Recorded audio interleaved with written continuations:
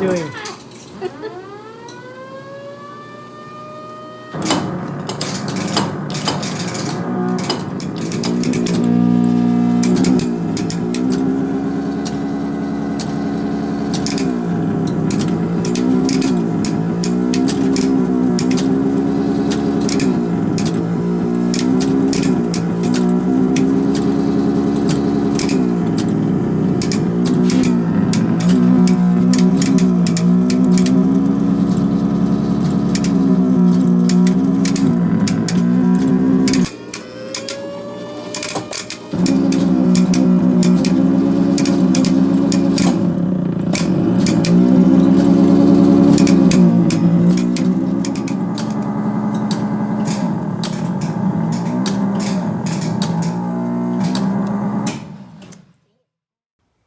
Super Speedway by Chicago Coin.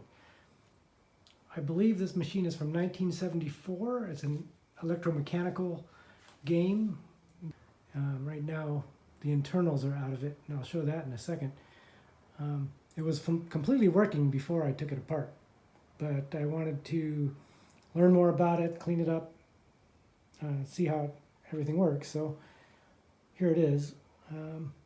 See if I can get a shot of this marquee. Now, Speedway is pretty common to find online. Super Speedway is not. I believe this is identical to Chicago Coin's motorcycle in hardware, their latest version in 1974, which is the year they stopped making it. So I think they maybe only made this machine for 1 year and then stopped. I can't find any records of this. There's one video on YouTube of somebody playing it in Germany. No information on the hardware or schematics, but it turns out internally it's the same as motorcycle from what I found doing other research online. Okay, if we walk around with the back, here is the back panel. There is one timing motor, reset electronics, all electromechanical, very much like a pinball machine. The thing that sets this apart from regular Speedway is these two things. This one here is a amplifier board, and this one is a sound generation board. So the motor sounds, instead of coming from the drive motor and a Hall effect sensor, are coming from this purely electronic generated little rumble circuit. It also has a circuit for a siren, so when you crash it kind of has this ambulance siren sound that comes on. Transformer, the inside is a little bit hard to see. Score wheels,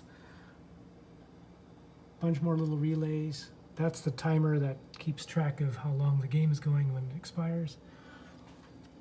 Some original documentation.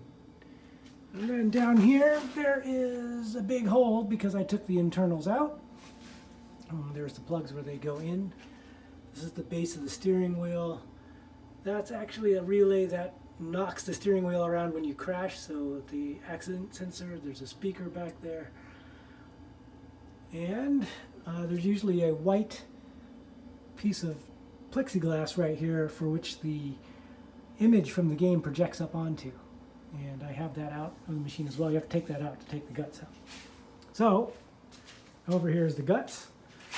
And interestingly enough, it's just, you can find this online also, but it's a set of 3 clear discs. You're this car, which is just a car and a stick, and it drives on the road, and you try to stay between or around these cars, which all spin on separate discs. So this blue car disc spins, and then this yellow one in the back spins.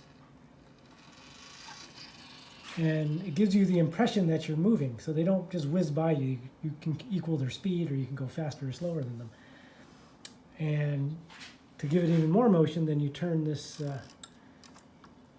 this motor here, and that's the drive motor, and so this whizzes around, so it looks like the scenery's going by you the whole time. Okay, so what happens here is in the crash detect, how does this work? So turns out there's a little board here, which if I move my car back and forth, you can see these 2 fingers going across this board.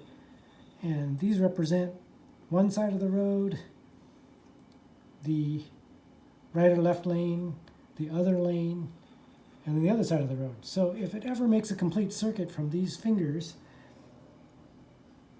back to the brains, then it registers a crash.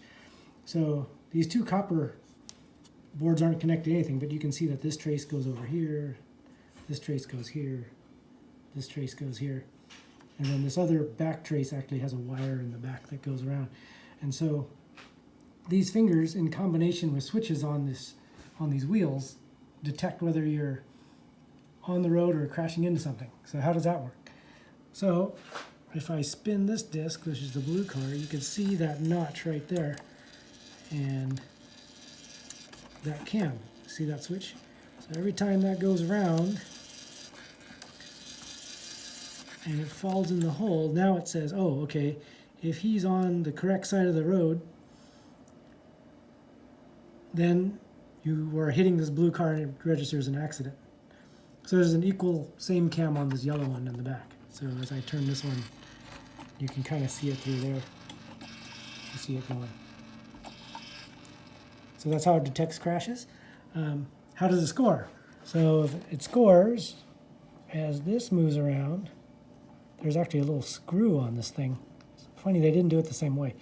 So instead of having a tooth, eventually when this comes around, there it is, that screw registers 10 points.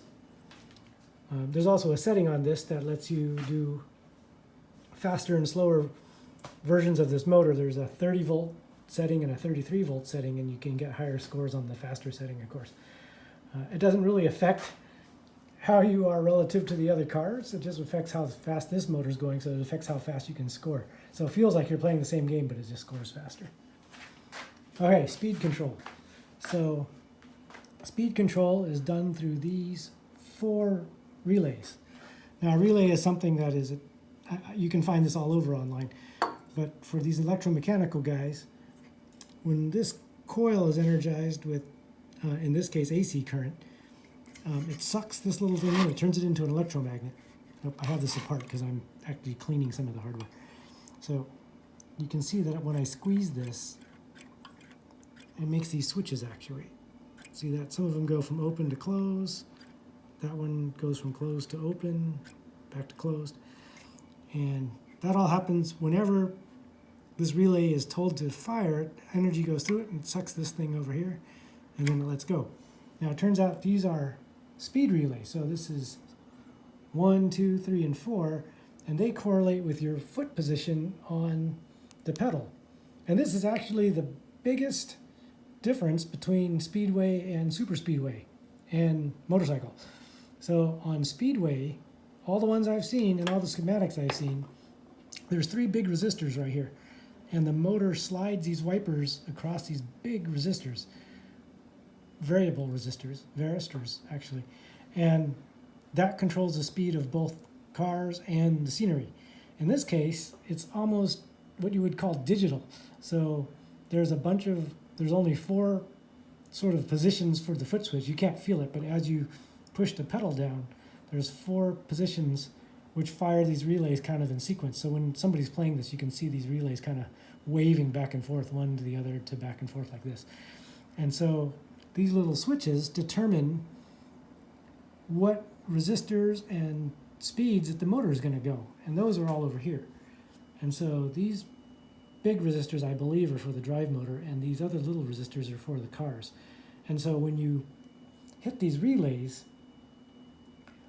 it'll, through these wires, somehow interact with the motor control, the motor wiring, and it either puts more resistance or less resistance in the motor, which makes it go faster or slower. That is how the whole game basically works. So instead of having a variable speed, everything's fixed by these fixed resistors. So I guess you could call it digital sort of analog control. Anyway, that's how this whole game basically works and scores. I'll do a better detailed thing of how it actually starts up and how the timing motor works and scores reset and stuff when I get this all back together and running again. But I thought I'd give a little bit of information about it when I had it apart and you can see it better. Oh, this light bulb back here is actually the whole projection system. So when this light's on, that's what projects up onto the plexiglass so you can see the track and everything on the screen.